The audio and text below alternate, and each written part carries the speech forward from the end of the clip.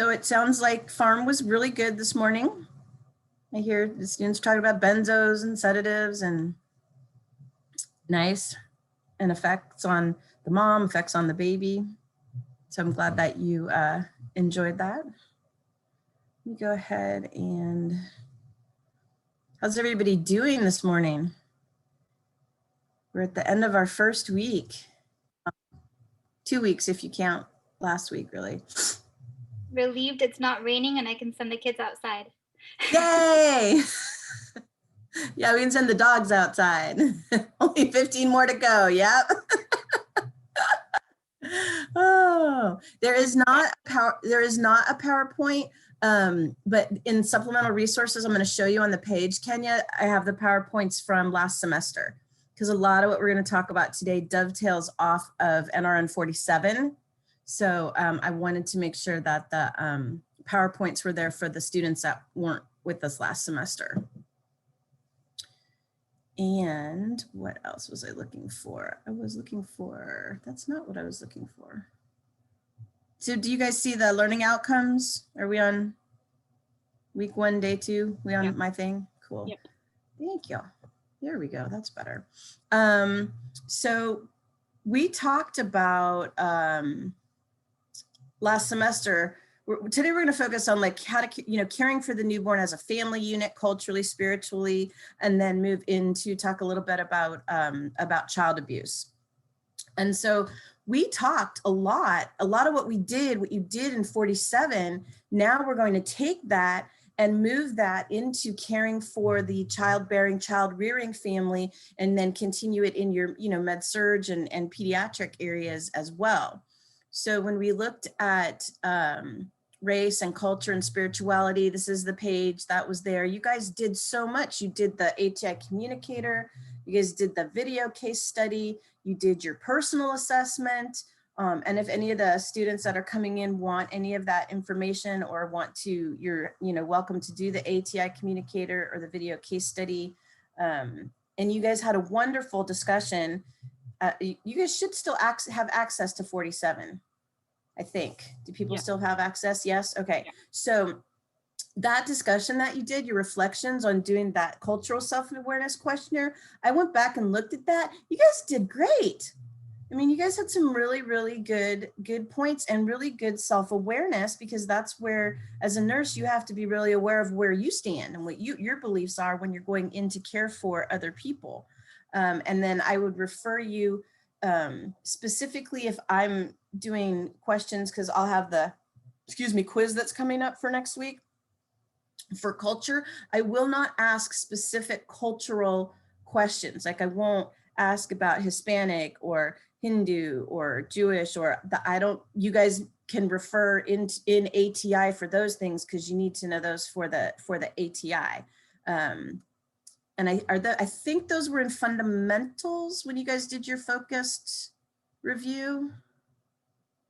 Yeah, no yin and yang, unless I'm watching Psych. Anybody used to watch Psych? Just about to ask. Were you really?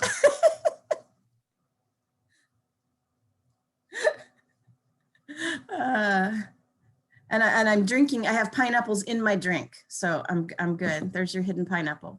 I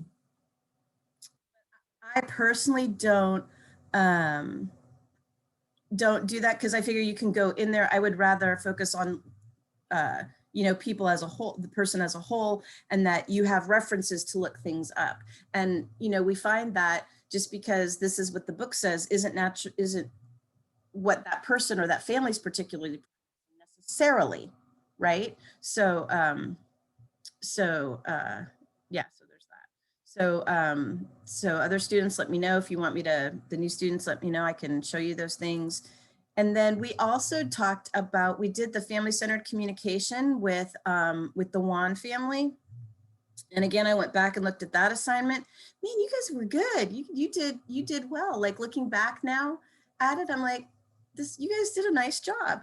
And so looking back at the structure of the family, the health of the family, how families communicate, those types of things. Again, I encourage you go back and look at that assignment, see what you wrote, go back and look at week 3 and 4 in 47, because those are great great resources for you. And what I would ask questions about would be like the types of family. Do people remember the different structures of family? You can, speak up or put it in the chat. I figured out how to have my chat open at the same time now. Right? Like what are the different, if you had to classify, families? Like I have my, like myself, and I'm married, I have kids. What kind of yeah. So I have a nuclear family. That's correct, Roll. And then what other types can you think about? Yep. Oh, nuclear, yeah. I knew what you meant.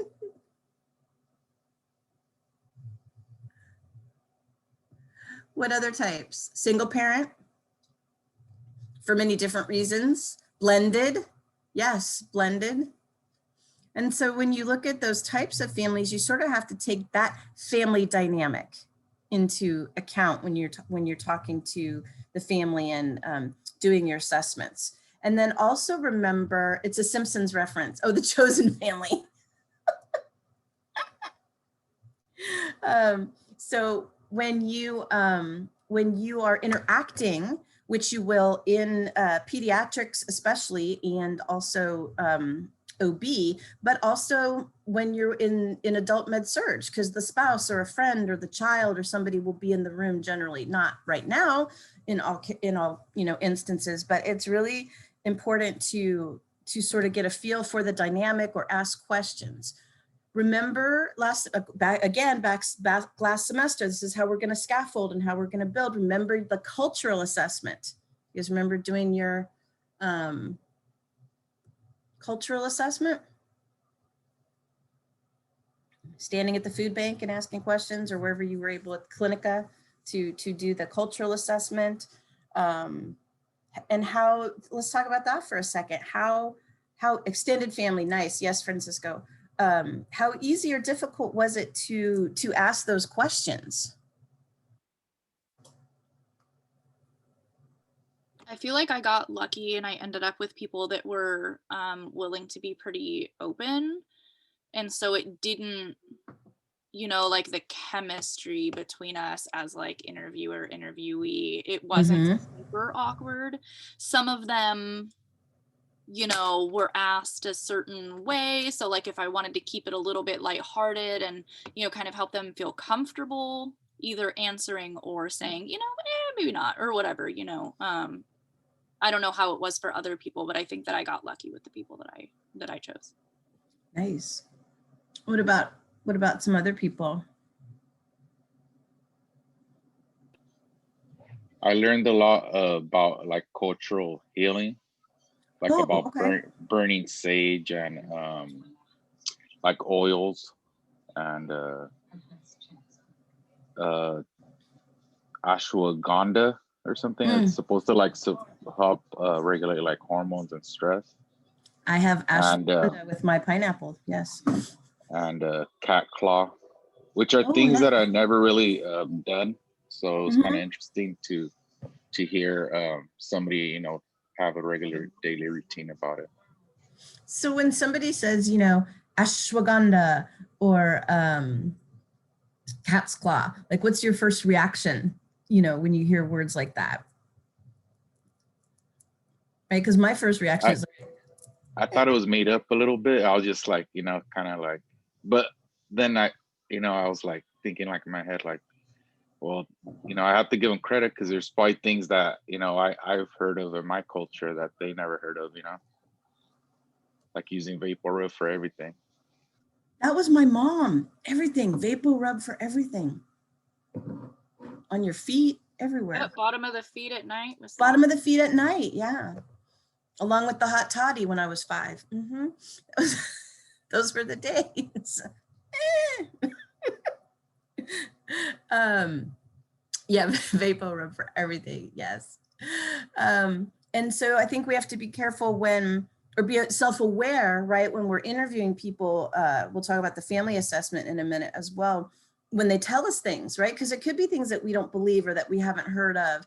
And so we have to be really, really careful about our communication in terms of what?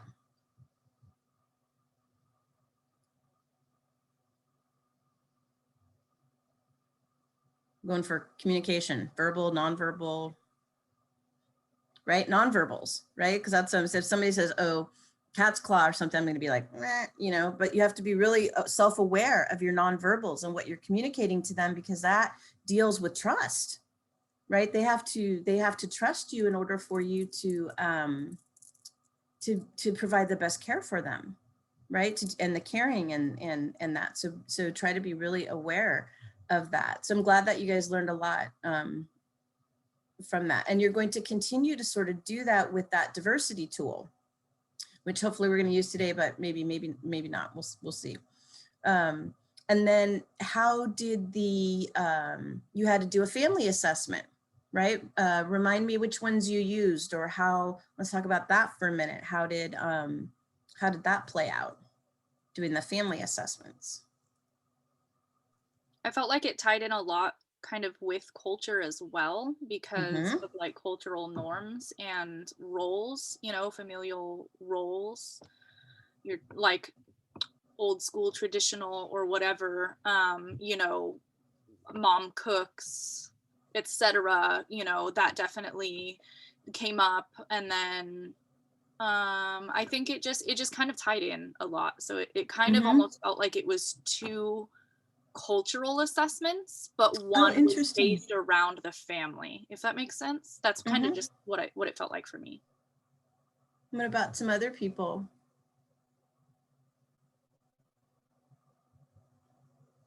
I'm afraid to ask what pomada de la campaña means. Is it campaña? What exactly that means in Spanish?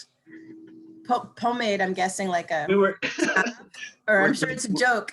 We were getting really, so these are like traditional old school Mexican primarily. If there's anything wrong with you, you either get Vaporu or Vapor Rub, and you put it like everywhere. Or we used to use what's called pomada de la campana. It's just because it has a bell on it. So that's what my grandmother called it. One with a bell, but in Spanish. Yeah, amazing. Awesome. So yeah, how did other people do their, which, you know, what tool did you use? How did it go with your family assessments? I mean, I'm happy to call on people. Not that that's a bad thing. I wasn't here this, you know, obviously for last semester, but I can kind of speak to, yeah, please, Ro. just from my previous experience being at Hart and LVN, we kind of did something a little similar.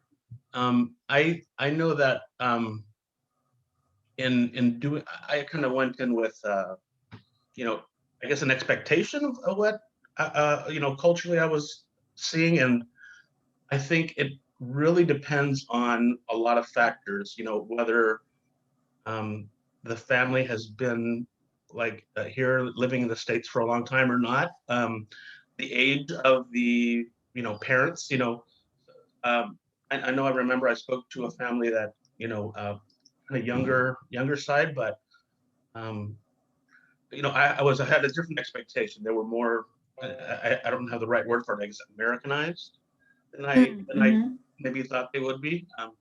But yeah, sometimes I think you just, I went in it with a certain expectation. Right. Didn't see it. And we did talk about that, like being aware of what your expectation is, and where you stand or what you think and feel about things, because people are different. What are other people's thoughts on when they did their family assessment? We did an assignment similar to that in my previous program. But what I felt was important during that project was just to make sure that the people that we're interviewing were aware that some of the questions might be a little bit strange or just not typically like what every nurse would ask type thing, because it was for an assignment. And then I found that older people were more willing to talk more about stuff. Whereas younger people just kind of were minimal, oh, my mom used to do this or that, but older people were more willing to provide examples and more willing to share, I guess. Why do you think maybe that is? What are some reasons for that potentially? Just more, I guess they've been around the block a lot more. I mean, they have a history with things. They've tried different things. They've, had maybe relatives that were more kind of old school and did things a certain way and passed it on to them, and just more life experience, I guess. And I think too, have noticed being in long-term care, and those of you that were at the Ridge with me, they want to talk, especially now, right? They don't have anybody to talk to. So they just, sometimes are just like, they'll talk, they're happy to have you. They'll talk for hours with you. And which is really great. Does anybody remember the name of the assessment module, or the assessment tool that you guys used? I think the one I used was Friedman or Yep. That's Friedman one assessment. I can't remember. Yep, we use the Friedman. So sometimes I think Shannon brings up a good point. Sometimes if you tell the patient, they know you're a nursing student, right? And you say, this is an assignment for class, or you say, these questions might sound funny, or, I have some questions to ask you, kind of let them know ahead of time. I think that for any of the tools, really, the diversity tool, even, caring tool, whatever, I think as long as you let people know, I think they're happy, to work with you and interact with you. I think that's great. And then when we're talking about, we didn't really look at it in terms of pregnancy, childbirth, child rearing, childbearing, that type of thing. How do you think this semester will be different that way? You sort of have the basis to ask the questions, to do the assessments. How do you foresee knowing this information now? How will that help you in caring for your clients this semester and incorporating those aspects? I think we'll definitely be more willing and accepting of everybody, and everybody has their own culture and their own views, and especially going into like mother baby, you have to really be considerate and mindful of what you say and how you react to the way that other people do things, and just be respectful of that. Other thoughts on that? Different cultures have different beliefs regarding birth, childcare, so we have to take that into consideration, right? Yeah, no two births that are the same. You'll hear that a lot. How much? That's kind of a good point, Kelly. Is how much of our experience do we share with them? Do we talk about our own culture, or our own family, or our own childbirth experience, or our own child that had RSV or something? How much do we get into that? I think that's really going to depend on kind of your rapport with the patient. And also, I mean, like Emily just said in the chat, if they ask, and you just have to use your best judgment. I mean, I'm not gonna go into my, what I consider a somewhat traumatic birth story, surrounding my C-section to somebody who's about to go into a C-section, what I mean? Like, so it's, good choice. Ask something, I would just say, well, we can't really compare two experiences because we're all different and every birth is different. And so, I could maybe say like, this is like, give them, I don't know, say this is kind of how I coped with it, like if the person is in a similar situation, like I didn't want a C-section and we ended up having to have one basically. And so if I come across a patient who is in that same position, I could say, well, you know what, here's how I had to think about it because I struggled with this as well. Maybe that would work for you too, or, if not, what are your thoughts? You know what I mean? And kind of turn it back around to them.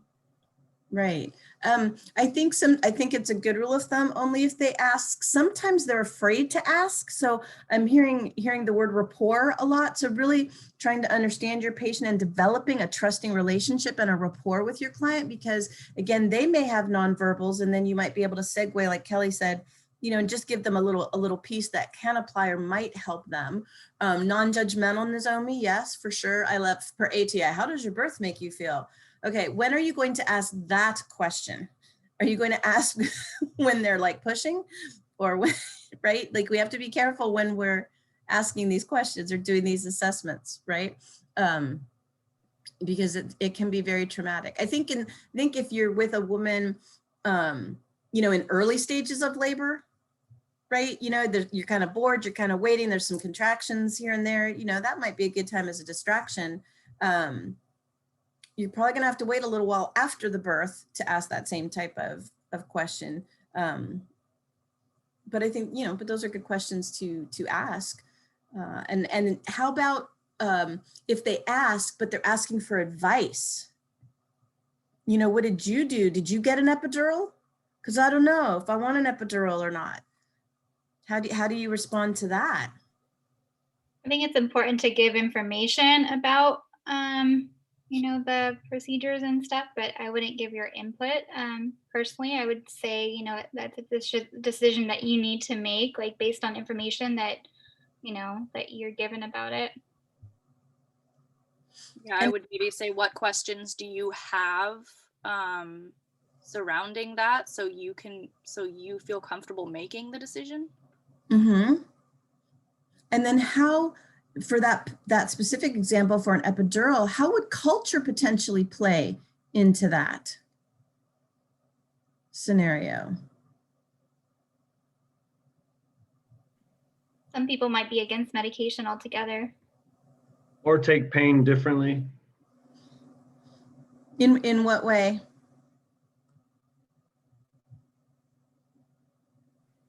I guess in a way of like their cultures. Some cultures, like the Mexican culture, is like macho. You know, you're not in pain, especially for the men. But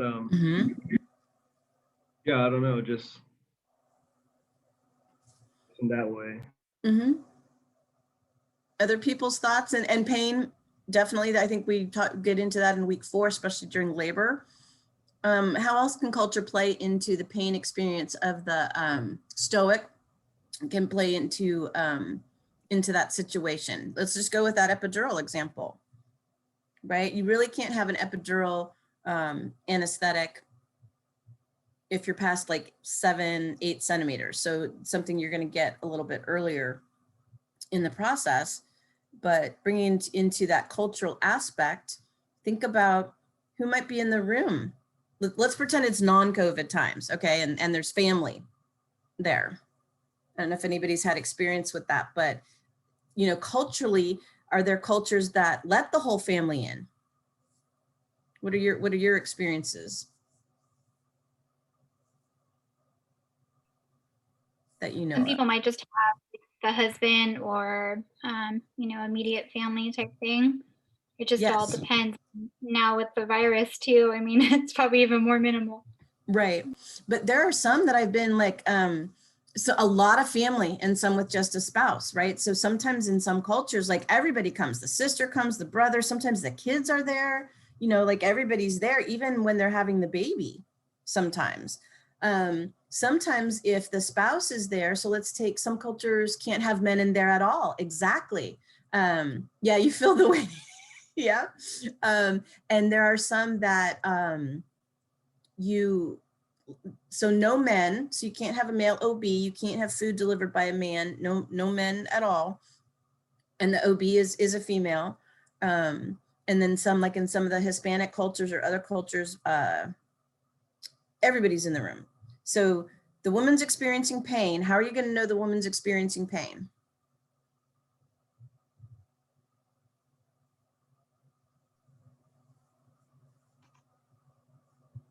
I think you have to, I mean, of course, you're gonna wanna speak to her, and a lot of times you can get cues just from looking.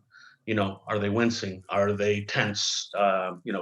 Just by looking, even before, a lot of times, as a nurse, when I walk into a room, I'm looking at the patient, I can tell a lot of things before I even speak, one word to them.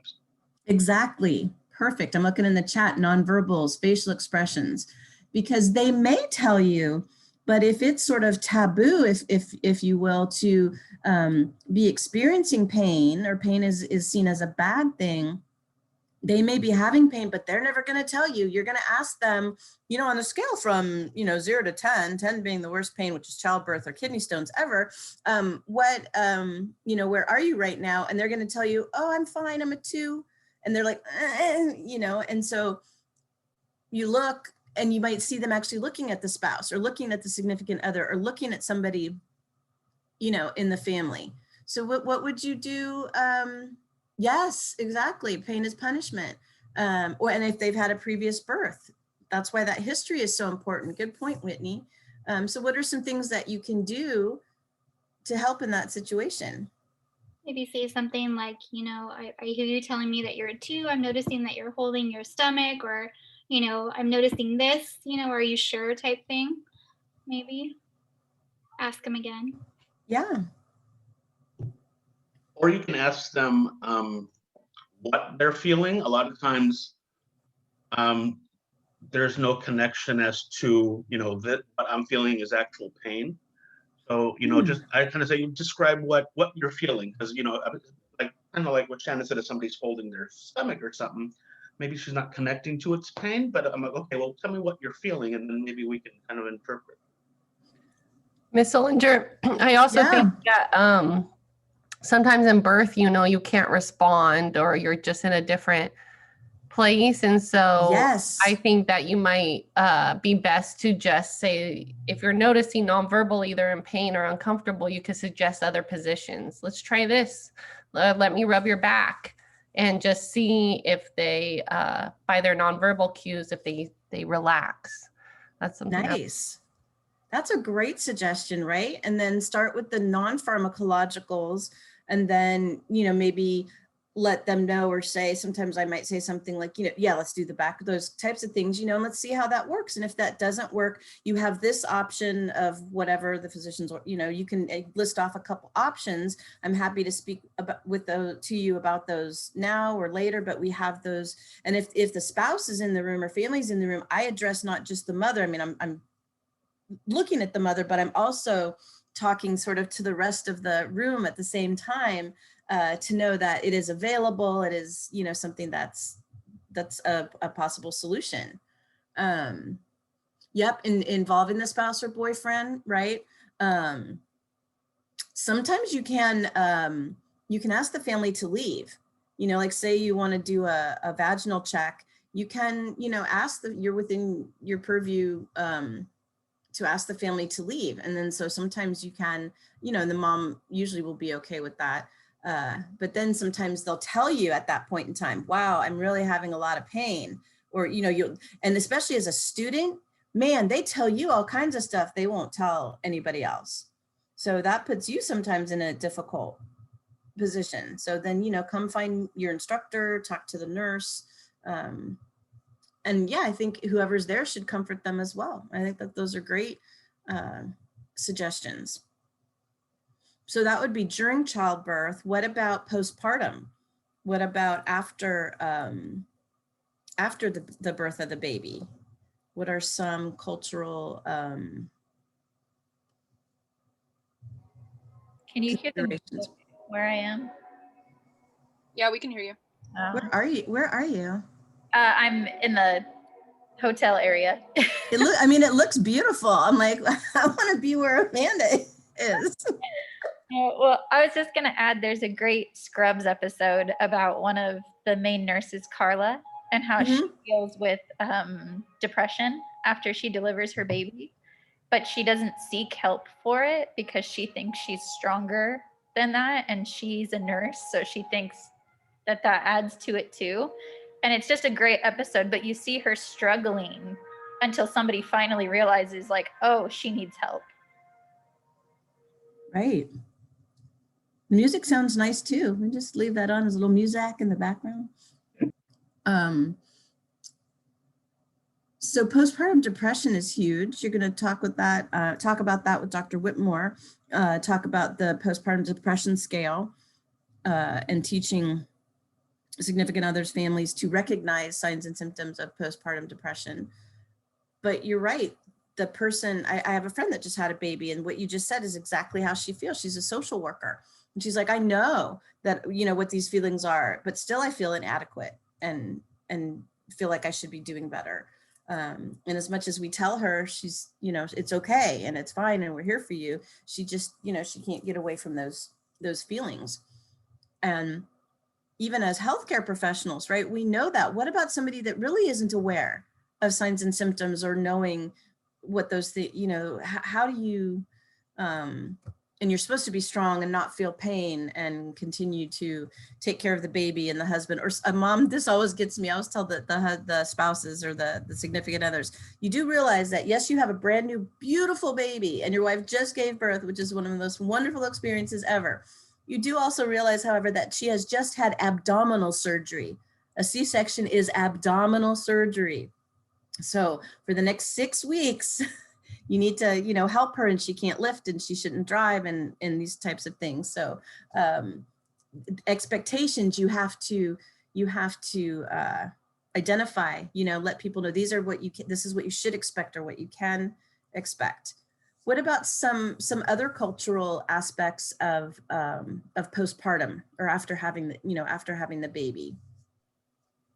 I know that, I don't know if this is a cultural thing, but some individuals,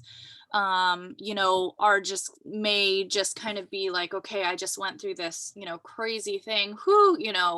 The kid's out of me or whatever. I want to rest, go take care of it or whatever. They might not be, and that may not be, that could be tied to maybe postpartum depression or like some sort of disconnect or whatever, but it also could just be that's how they want to handle it or whatever. So that can be, kind of an interesting thing to navigate, is to figure out like, okay, so is this person like emotionally disconnected from their baby, or are they just doing some self-care right now? Right, exactly. Now, I would say the way that you phrased it and you said take care of it, that would be a red flag to me, depending on how they spoke about it. Right, absolutely. But what about other cultures? How do other than American culture, what is the week or month after childbirth like? For the Mexican culture, I know that once you deliver, like for the first month, like you stay indoors, you drink a lot of warm drinks or soups. Something about not they're very superstitious of the cold, and also wearing a garment on your abdomen area. Something to do with air. Right, to stay warm. Yeah, my culture goes along with Claudia's. Kind of, mine's a little more blended. On the other side, I know generally they'll bring in like the tias and the aunts to come in and help for the first few weeks while the mom recovers. And then they also bring in a couple of like shaman or priests to do a couple of like baptism / like cleansing rituals as well with the baby. Mm-hmm. Interesting. What may I ask, what culture? So half is Mexican and the other half is Yaqui, Native American Indian. Oh, wow. That's amazing. Thank you for sharing. And Vanessa says you can't go out for 40 days or certain foods or warm things to drink, spicy foods or spicy, back and forth like that. What is our expectation living in America of the mother? Like, do you want to talk about maternity leave in America versus other countries? Has anybody looked at those policies and procedures? And that got a response. Yes. Right. How do we compare to other countries with how we treat our moms after they've given birth? And I'm not trying to exclude fathers or because there's paternity leave and all that. I'm just this is just the one focus for right now. Other countries get a year of paid leave. We want them right back to work. 3 to 5 business days. Thanks, Hugo. A good one that I can remember, Miss Ellinger, is that when I studied in Europe, I did look into their policy for pregnancy because I was very interested on their health. They have a really good package for when you give birth. You actually get kind of like an incentive, like money from the government, and then you do get a long stay for to be at home with your child. Paid as well. Not like here, I think it's up to 2 weeks or sometimes 4 weeks. Over there's longer. Yeah, and what do we call it? We call it disability. Yeah, here's disability, but over there they call it something else. They don't call it that name. They make it seem more positive, and they encourage it. Yeah, that's true, Raul. FMLA. And you have to fill out the paperwork. 18 months. Oh my gosh, that's wonderful. We are behind. I think we are, if I'm not mistaken, the last time I saw it, we were the worst. We had the shortest amount of time and the least amount of benefits. And if I would say it's sort of the most stigma around it. And the newborn box. Yes, I've seen the newborn box, right? And they give those things, they give you like a starter kit, right? Like help to start with these things. Amanda brought up a point too about, you know, if you have to go back to work, what are the other, I don't want to say consequences, outcomes of that? Because you have to go to work, what is the ripple effect, or you feel like you have to go to work, or you're expected to go back to work? How does that ripple affect, you know, Amanda brought up the part about perhaps she didn't want to breastfeed or felt she couldn't breastfeed or provide mother's milk for the baby and switched to formula, and or was told, you know, that was the best way to go. Are there other things? Yeah, bonding time. Bonding time, big time. Yeah. Yeah. Stress. Right, stress. And stress. Something that I noticed after giving birth, and you're a resident expert, I think you're yes. Yes. It's still pretty fresh. Yes. After giving birth, they really pushed like breastfeeding, and that's great if like you want to do that, but nobody really assessed, and I didn't realize this till after, like what are your go back to work plans? Because if you are going back to work right away, I think it would be really important to like help educate the mother of, okay, you're gonna have to pump, and this is, you know, get your baby used to the bottle. So like when it was coming time for that for me, I was like, oh my God, my baby's never used a bottle and now she doesn't want it. And so before the mom leaves, I think it'd be like leaves the hospital, I think it'd be really helpful to see what's your plan, and this is how we can support you to be ready for that, because it comes fast and you're like lost. You know, how do I do this? So exactly. Yeah. Right. And the financial sacrifice. And the thing is, you can have, so we have done through the hospital, or there are lactation consultants that do home visits, or that you can outpatient. Oh, thanks, Emily. You can, you know, you can set up an outpatient visit, or you can talk to a lactation consultant about that. But I think it is something that falls through the cracks because, you know, a lot of families just want to get out of the hospital and get back home with their baby. And you're not necessarily really thinking about it at that point. And pumping, whether it's going back to work or because your child's in the NICU or whatever, pumping is a big thing. Pumping takes commitment. It's not necessarily all that easy, and it's a choice. So I think that's a great, you know, a great point to make about assessing and looking at what are the plans and the support. We were saying in the chat, aunts or mothers or other female family members, right? In some cultures, they mother the new mother, right? The men don't even really come near. It's just they're all together, and it's like the most wonderful thing. I wish I could have experienced that. When I had my kids, I was away from my family, you know, so I didn't have a lot of support. But that's a great point. Thank you for sharing, Grace. And one of the funny things is, I think the 3 hospitals here, and I'm pretty sure Sutter, we're all baby friendly, right? We have the baby friendly certification. And part of that, number 10, is to educate about outside resources. So why we're not doing that when we're discharging new moms, I think is, I don't think we're following the steps that we're supposed to be following as being baby friendly and giving resources. Those will be some good questions for those of you in my clinical group to talk to the childbirth educator about, because she does home visits for lactation as well. You know, how does she get referrals, right? You would think there's only, I think 5 or 6 of us in Monterey County that actually make home visits, not telehealth visits, but home visits.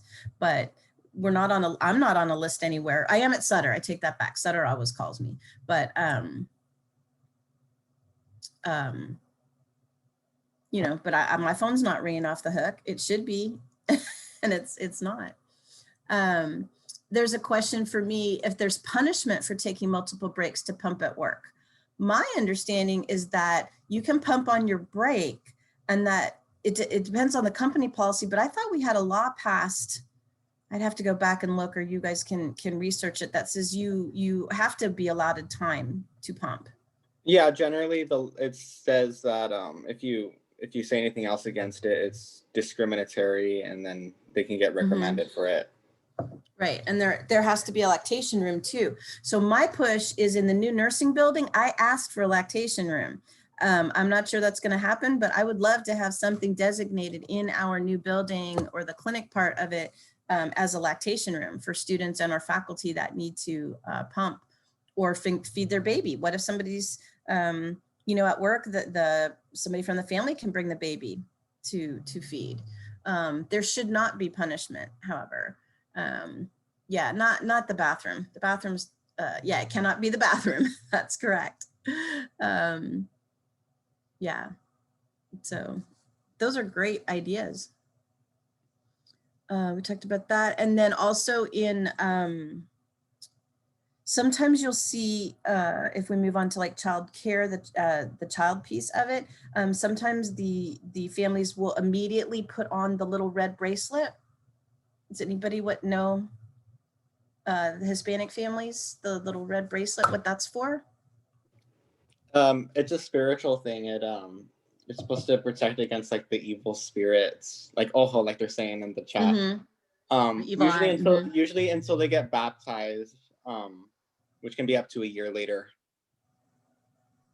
Mal ojo. And so you have to be aware, because you walk in, you went in and you did your assessment and there was nothing on the baby. And now you go back in and there's, you know, the red bracelet. So you can't really freak out. You've got to sort of, you know, ask. I asked, I didn't know.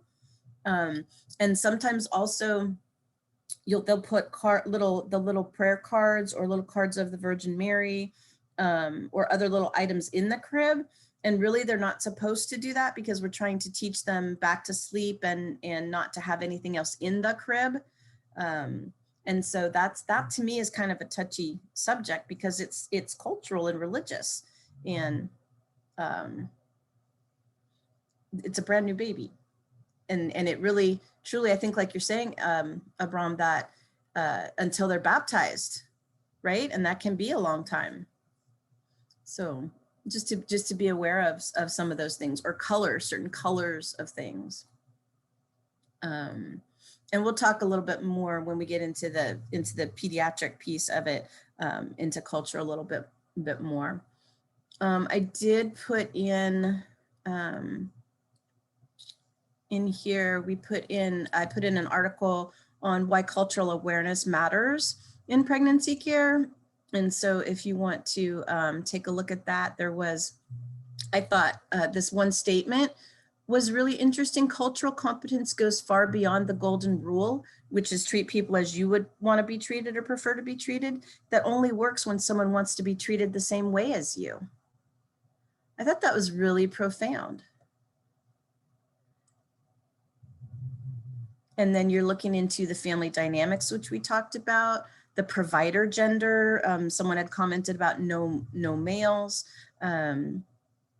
and who's going to deliver the baby. If you go, for example, say you have or don't have a primary care provider, or even if you do, that care provider may not be the one on call when you're delivering. You know, there are some practices where it's, you know, 2 ladies and 2 gentlemen. And so maybe your OB is the woman, but when the baby decides to come, the gentleman is the one that's on call. And so you have to really be aware of that, or educate people that if that's part of their cultural or, you know, their beliefs, that they maybe need to find a practice that only has women in it, or to at least ask those questions. If you're not available, who is going to deliver my baby? The religious and cultural beliefs and communications. I think we covered those really well. Oops, let me go back to where I was.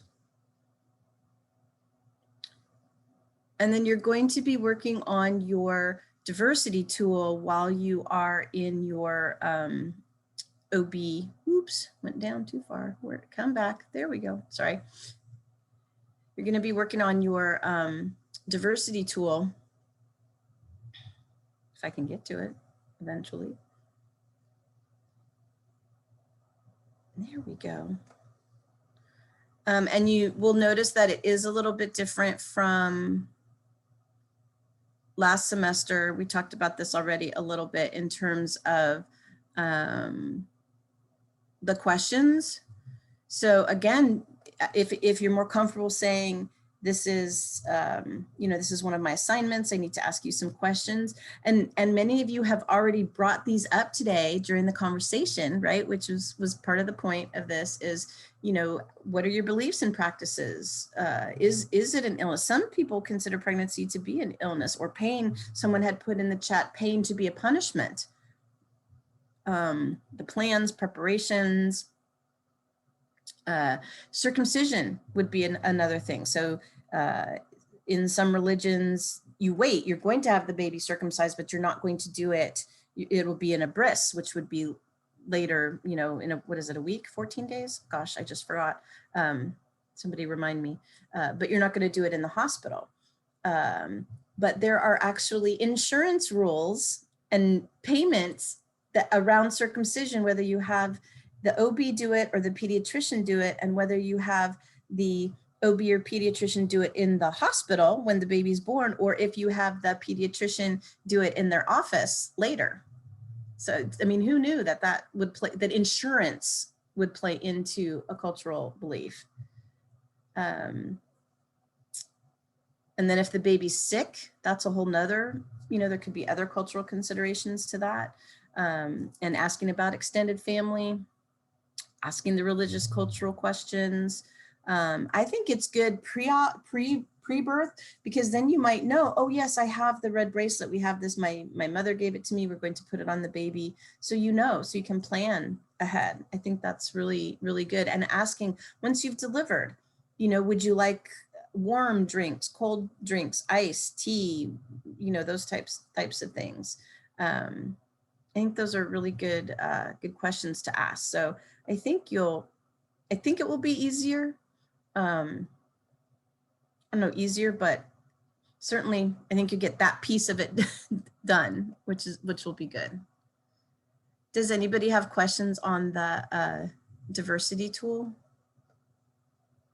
I don't know if you guys have even had a chance to look at it yet, but.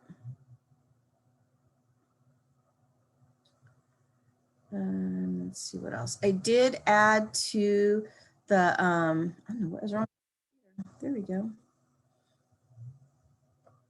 I did add to the module assignments that are due. And so the ATI assignments are there. Remember to do the syllabus review quiz. It's actually an ungraded survey. So you just go in, as long as you take it, you earn the 2 points. It does give you the answers right away.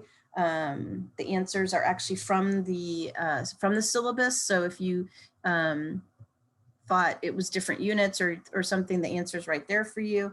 And then hopefully, I think it does, because I keep getting messages that people are working on the Padlet. So let me just sort of explain it, make sure everybody's clear on how it works. So, and people have already started answering. So I think that's cool. And then we'll take a little break, and then we'll move on to our next topic. Ooh, whoops, sorry, make everybody dizzy, my bad.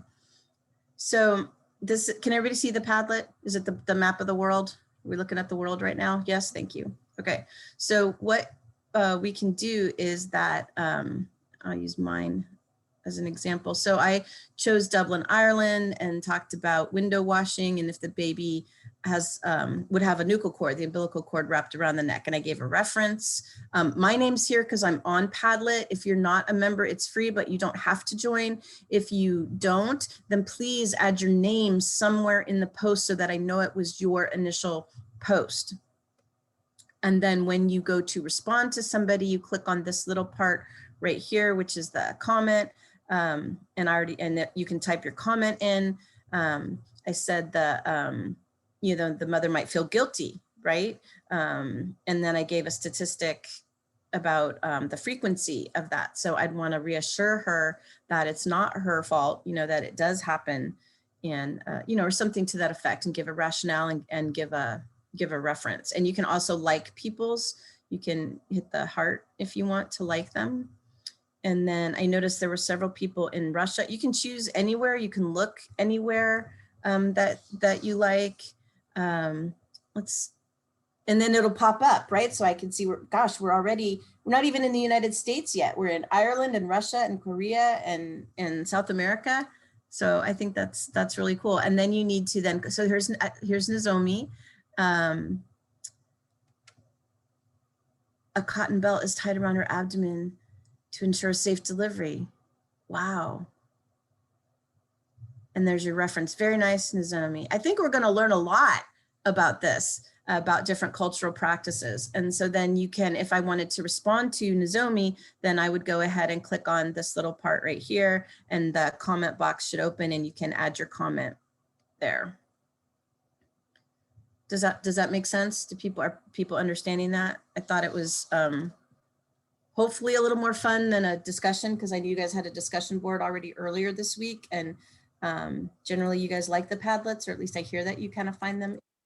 Ms. Selinger, this is Raul. Yes. For us that are coming in, obviously I don't have any experience with Padlet. Is this something we can access through just online, or do we go through Canvas? You should be able in Canvas. That's how I got to it, was from my page. So when you go into the, I don't know why that takes so long. It has to think, it needs its coffee. When you go into, oh my goodness, I am so sorry. And this is my view, not your view, sorry. Yeah, so if you go into the actual module, it is actually in, the assignment is at the bottom there. And if you click on that, it will take you to the assignment, right? And so this is the assignment. And then if you click on this link, that should take you to the Padlet. So you shouldn't have to do really anything. It should just take you there. And like I said, you don't have to sign up for it. Some people have, just because we've done it in the past, but you should be able just to, what you do is you hit this little button here, the little plus, and then it will let you place your spot anywhere on the map. And then you can post. You can also, when you do it, you basically just search a place by name. You can drag and drop the pin anywhere on the map. And once you actually open it, you can make it like everybody's pink right now, but you can make it green or orange or red or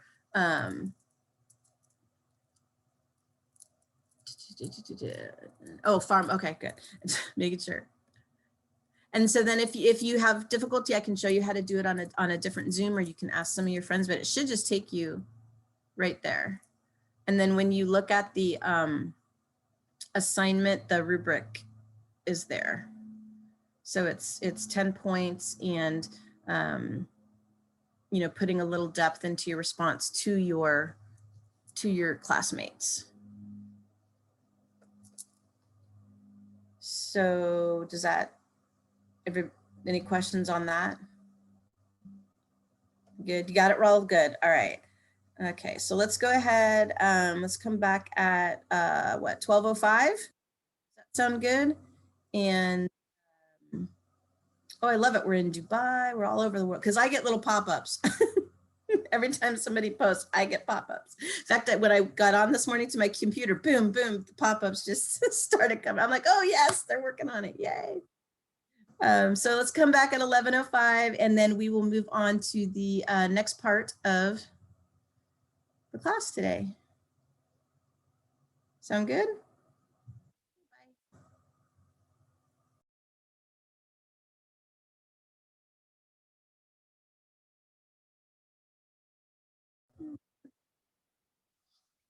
There we go. So we are talking about the SCAR or suspected child abuse report and talking about whose responsibility it is to report in a hospital situation where we may have a care conference and the social worker states that they're going to fill out the form. That's all well and fine, but it is our responsibility to make sure that we have followed up and that a report has actually been filed, because if it has not, then it's our responsibility to actually file the report. And what it will tell you here is that within the professional capacity or scope of his or her employment, if we know or reasonably suspect that a child has been a victim, then we have to report to the designated agency immediately as soon as practically possible by phone. There's phone numbers, and we have to fill out the report within 36 hours of receiving the information concerning the incident. So usually doing it right then and there is the best way to do it. You have up to 36 hours. That's not 24 or 48. That's like a weird number, right? It's like in between there. So it's really important to make sure that that did happen. So the other important thing to know is that if you report suspected abuse, you won't be held civilly or criminally liable if it's not true, if it's false, right? Because even if there's a suspected incidents. And it provides you the information, how to fill out the form, enter the different parties that are involved, and it does give some codes there. So go ahead and take a look at that. I think that's important. You also have a link to the updated or most recent child abuse reporting law in California. This is actually from, and understand that what counts as child abuse? What types of child abuse are there? Oh, yeah, we are. Thank you. Someday, y'all got to keep me on track. I love it. There, how's that?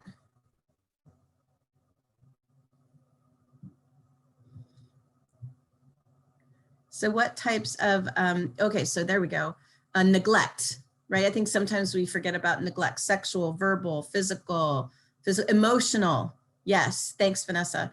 Emotional is another big one that we don't often think about. But you have your the regulations here, issues and answers for mandated reporters from our California Department of Social Services, Child Abuse Prevention Office, and then it'll just scroll you through a million pages. But I like this one because it's pretty succinct, and it gives you right there, like physical, sexual, neglect, emotional, additional factors, confidentiality, those things. So I think that's a good, oh, oops, just went backwards. So you have those available to you. Has anybody been in a situation or willing to share about a situation where there was suspected abuse, or you weren't sure or had to report? Or if not, that's okay. I just thought I would ask to see if anybody had anything to share. I can tell a story, but it's about my aunt, who's a kindergarten and first grade teacher. She's also a mandatory reporter, and she suspected that one of her students during the summer break between classes was being sex trafficked out of the country. And so she filed a report, went through the motions. Nothing really happened. And then 10 years after that, that child kidnapped another child, tortured and raped that child to death. And so my aunt was then called by that now 16-year-old child's defense attorney to read that report that she had written 10 years ago to try to contextualize why he did what he did. So. Thank you, JJ. That, I don't even, just let that sit for a minute.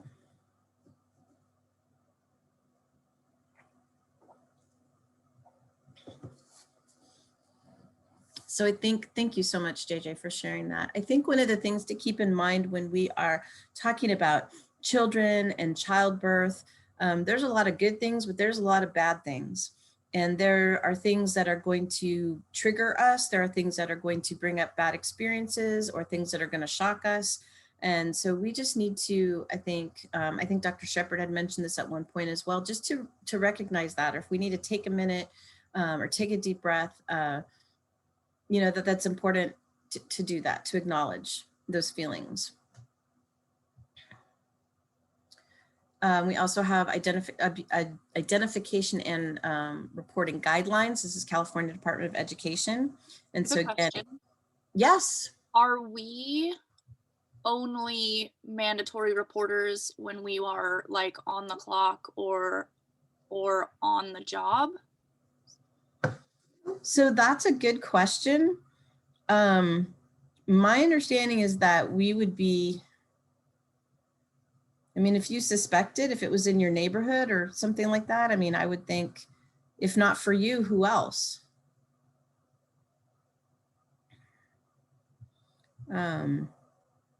Which is really difficult.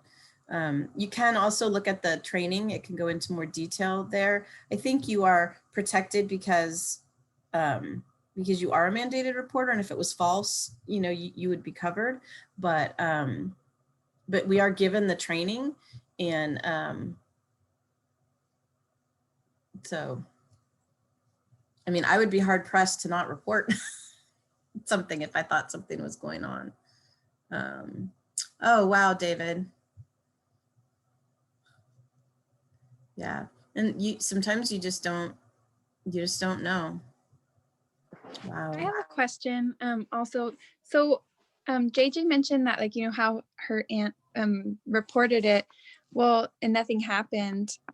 So I hear that kind of a lot, that people report things and, you know, maybe it's investigated but nothing happens. So what would you do if you're still suspecting it and it's already been reported? Would you report again, or just keep that going?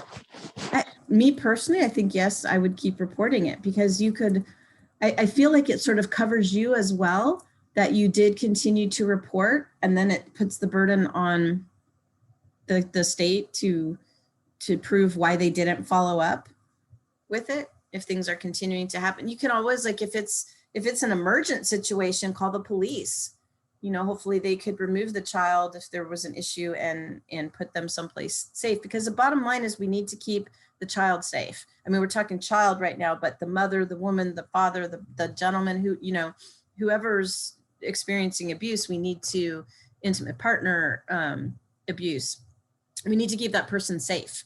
So whatever it takes to keep that person safe, I think is good. And that's where that interprofessionalism comes in, right? To working with the interprofessional team. And I think this is another good resource because it gives you the reporting guidelines. It will answer some of those questions as well. So, and then there's a really good article on recognizing child abuse written by Riley here. And then you also have the Penal Code of California, Section 290, about sex offenders registering where they live. And then there's also how adverse childhood experiences can affect a child, you know, throughout their life. So it's actually called ACE, Adverse Childhood Experiences.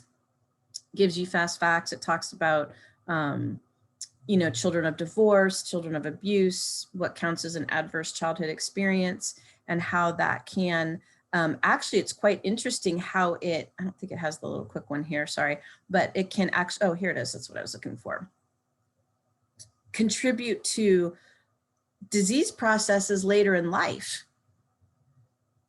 I think it's really interesting. Lifelong health opportunities.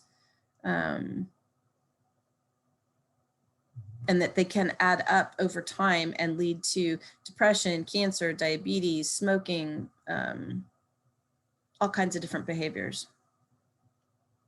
So I think that's important to understand that as well. So what I would like to do, we have a case study. You guys can access it from the page there. I'll put you in some breakout groups. How many people would you like in a breakout? Yes, there is a test call. I think there is. Okay. Yeah, okay. I'm just reading the chat. You guys are just confirming everything we've been saying. How many people would you like in your breakout groups? 4 to 15. 41. You guys are great. Sullender, I tried to click the case study, it said it's locked. Will you unlock it for us? Is it locked? Oh, helps if I publish it, doesn't it? So sorry. Refresh and try again. Are you good now? Can you access it now? Yes, no, maybe? Yes. Yes, Grace, thank you. Yeah. Okay, so this is taking, you are a student in the emergency room.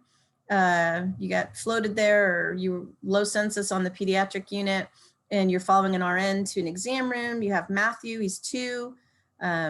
She and her boyfriend bring the child in. He had a fall. And so it kind of follows through the assessment. And again, these questions are just sort of made to help you think, like, what are the possibilities, right? What possibly could be answers for this? Is this abuse? Is it not abuse? Do you think, would you report? Would you not report? What, you know, are there any particular risk factors that come out based on the interactions between the parents, the mother and the boyfriend that you see? What I like always is, what additional questions or what additional assessment information would you want? What would you as the nurse do to gather more information about the situation? And then we will, let's see, and then talk about ways at the end that you could, how can we as nurses, you as nursing students, how can you promote awareness of child abuse or provide comfort to the victims and families in your community?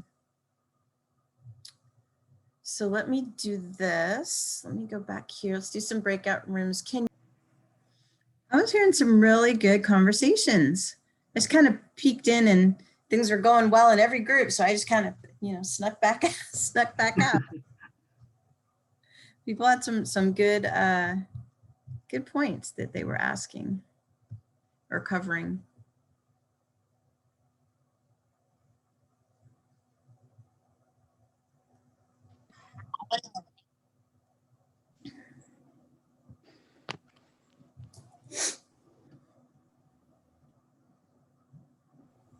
We didn't completely finish, just to let you know. I didn't expect you would. Okay, good. Same here.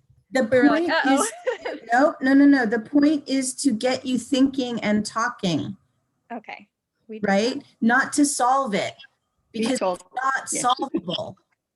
Okay. It's not a solvable case given what we're given in the situation. Right? So, so my first question, let me ask my first question. Would you or would you not file an abuse report, or have a social worker, somebody file or not file an abuse report? So yes, if you would, no, if you wouldn't, in the chat. I was kind of on the fence until we read question 6.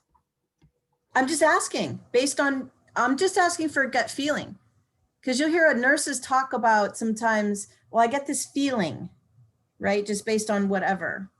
So it's a pretty resounding yes. I don't think you'd be wrong.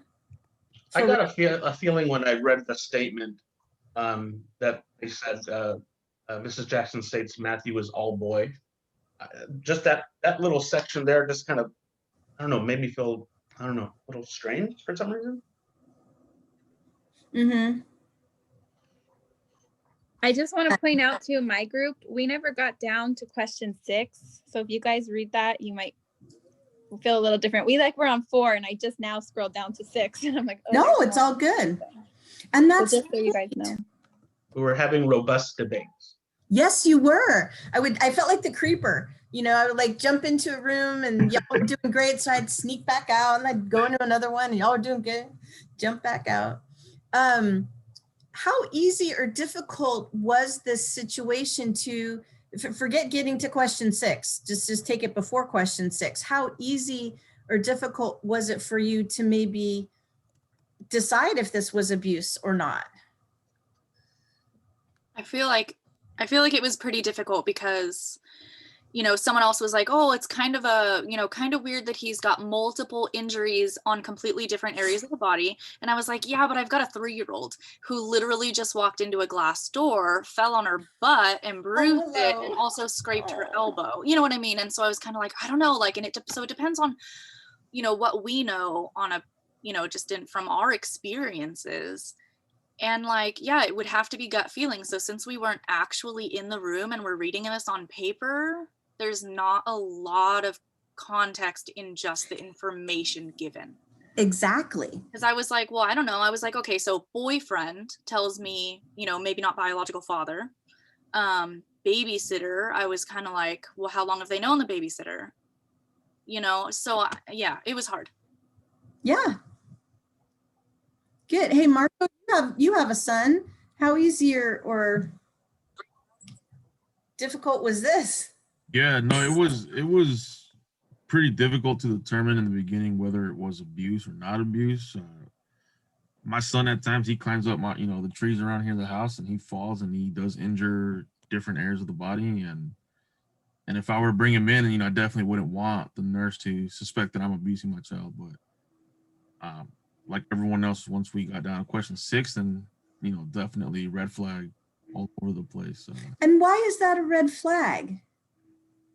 It was a red flag in my opinion because it's like the boyfriend is telling the mother what story to tell versus the mother speaking on her behalf, and not only was it a red flag on behalf of the child but also the mother or the mother of the child at this point. She could potentially be getting abused as well and just doesn't know how to come out. Could you take number 6 in a different way?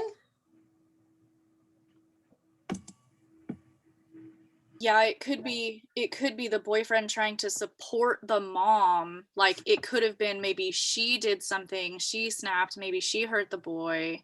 And he's trying to like say, he's trying to stand behind her. It doesn't necessarily have to be that the boyfriend was the abuser. He could actually just be, there's more than, 2 ways that could have been taken, but I was kind of like, well, I don't know. Maybe he's not the good guy, but the slightly better guy that didn't do the physical abuse. Yes. What did David say? David had a point. It was to him because why didn't they say that in the beginning? And they like, I know as a mom, right? I'd be like, oh my gosh, we picked him up for the babysitters. He was crying and blah, that's, so I don't know. It's kind of odd. It's difficult because at times when, it kind of seems just by reading the situation that when they came into the ER, there wasn't, and again, if you're there, you can probably tell a lot more, but their state of panic. Once okay, sorry, Raul, just a second. Go give shots, guys.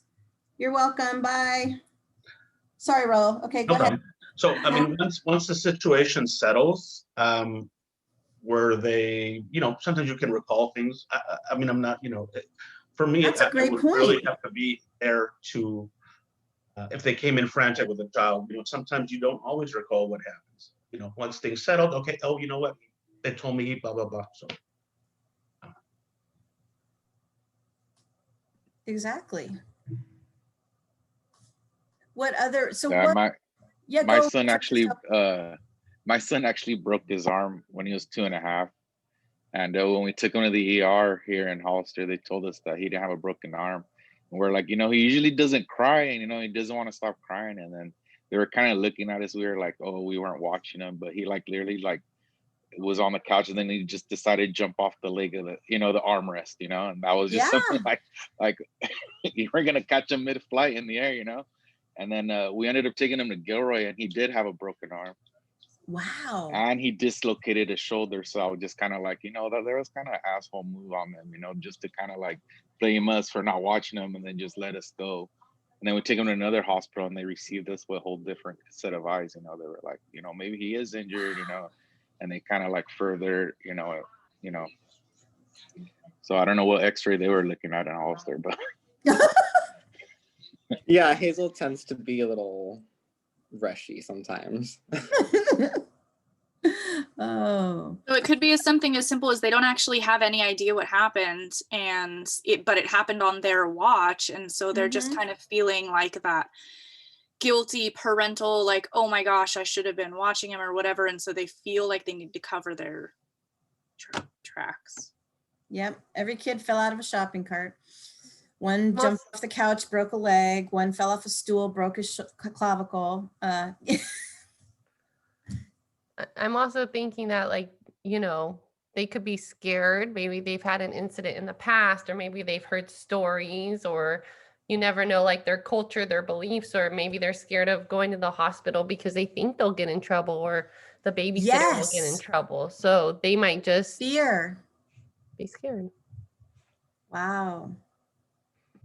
No, this was great. It is time to go. I feel from your your comments, things that you've been contributing, that you were able to learn something, got you thinking, that you hopefully a little, not more aware necessarily, but more aware of what to look, or at least the questions to ask, right? To assess what sounds, what doesn't sound, but probably better to report this than to not report this, or at least bring in other people from the interprofessional team to do a little more assessing, right? All right, so we're done for today. I am